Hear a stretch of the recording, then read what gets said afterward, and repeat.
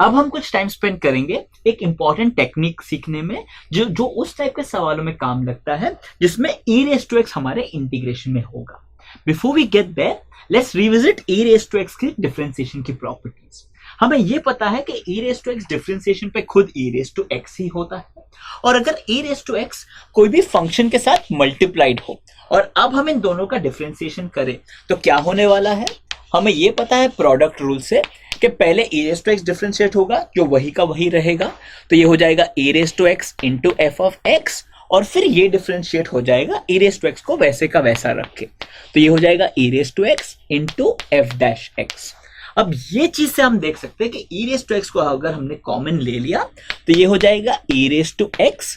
F of x plus f dash x.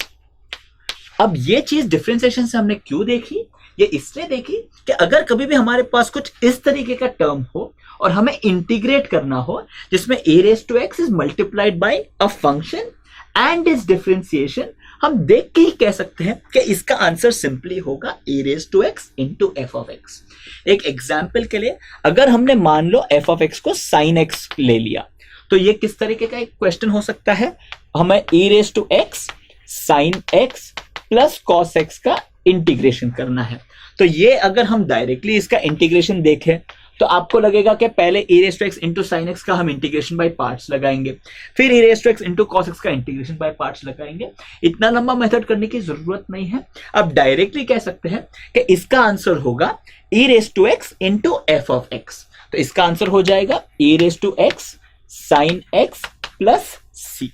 Right. ये property बहुत ज्यादा काम लगती है, बट एक प्रॉब्लम ये है जो आपने इंटीग्रेशन में पहले भी देखा होगा कि ये जो ब्रैकेट है डायरेक्टली आपको readymade F of x plus f dash x की तरह नहीं दिया गया होगा, तो आपको उस तरीके से एडजस्ट करना पड़ेगा और एफ ऑफ एक्स को चूज करना पड़ेगा जिससे आप आसानी से कह सके कि ये इस फॉर्मेट का हो गया है और हमारा आंसर हो जाएगा e raise to x into f of x.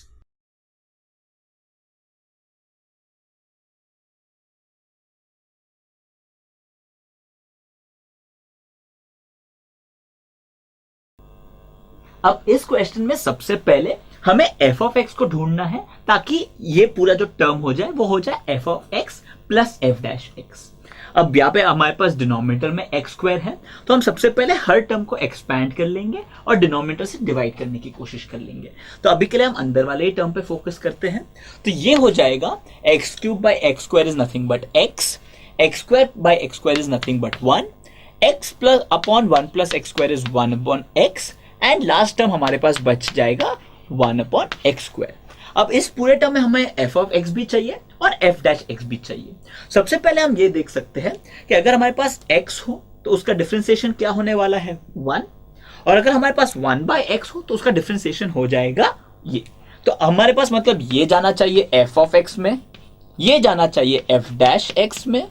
ये जाना चाहिए एफ ऑफ एक्स में, और ये जाना चाहिए एफ डैश एक्स में। तो हम इसे अगर रीऑर्डर कर लेते हैं तो हम एफ ऑफ एक्स के टर्म्स को साथ में ले लेते हैं, तो ये हो जाएगा x plus one upon x plus one minus one upon x square.